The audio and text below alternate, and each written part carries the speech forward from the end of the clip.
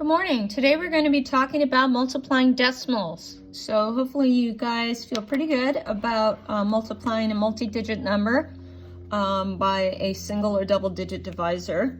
What I'm going to do now is I'm going to explain what that has to do with decimals. Whenever you multiply decimals, the key phrase that I want you to always remember is to count the places. And when I refer to the places, I'm talking about the places that are behind the decimal point. Not the whole numbers, but the numbers that are located behind the decimal point. So say, for example, you have the problem 3 25/100, or 3.25, times 7. Okay, you're going to set it up just like you would a box multiplication. So notice I've got my 7 times 300, so that equals 2,100. I've got my 7 times 20, which is 140. And I've got my 7 times 35, which is 35. Just like the box multiplication. Okay, so I'm going to go ahead and add those up. Being really careful to line up my place values. That gives me 5, 7, 2, 2.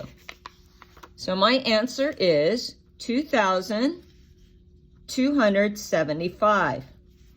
Now, normally I'd have you guys jump on the comma train right away, but instead, because we are multiplying decimals, what I want you to do is I want you to count the places instead. How many places do I have after the decimal point? Well, I've got 1, 2. Then starting with your answer, going from right to left, you are going to go 1, 2, and then put the decimal point in front of those two. So your answer is 22 75/100, or 22.75. Counting the places. I counted 2 places after. 1, 2, and I like to underline them. So when I get to my final answer, I start from right and I go to left. I underline my 2 places. Then I put my decimal point right in front of that second one that I underline. And that's your answer. Let me give you another example. Okay, let's say you have 4 64/100 times 3. Okay. Again, I'm going to do my box multiplication because I know that is the easiest way for me to do my multiplication. So I've got 400, I've got 60, and I've got 4, and I multiply that by 3. That gives me 12. This gives me 180. This gives me 12 plus 2 zeros. Then I just have to add up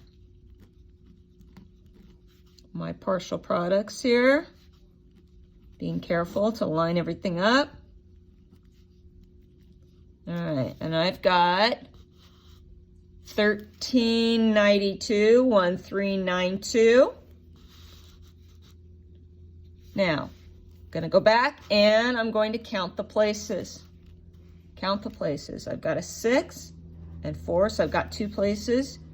1, 2 places. Put in my decimal point. So my answer is 13 92/100, or 13.92. That's it. It's really easy. If you have a problem, let's say, that looks something like this. 1.5 times 1.2. Oh no, I've got a decimal point in my second factor. Doesn't matter. Let's go ahead and let's do box multiplication. Remember, I've got 2 digits, so I'm going to have 2 boxes. Okay, so I've got a 10 and a 5, and a 10 and a 5. And I've got a 1, a 10 and a 2.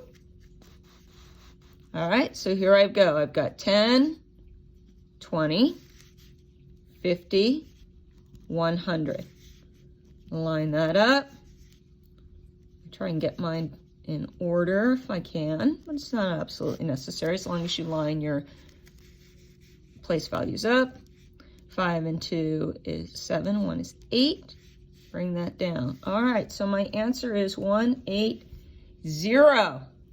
How many places do I have after the decimal point?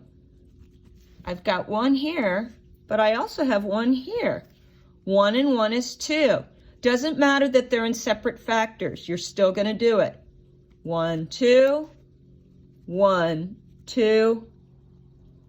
Put in my decimal point.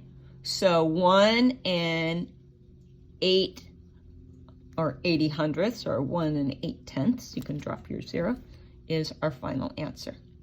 Okay, hopefully you find that helpful and use this video to help you with your worksheets.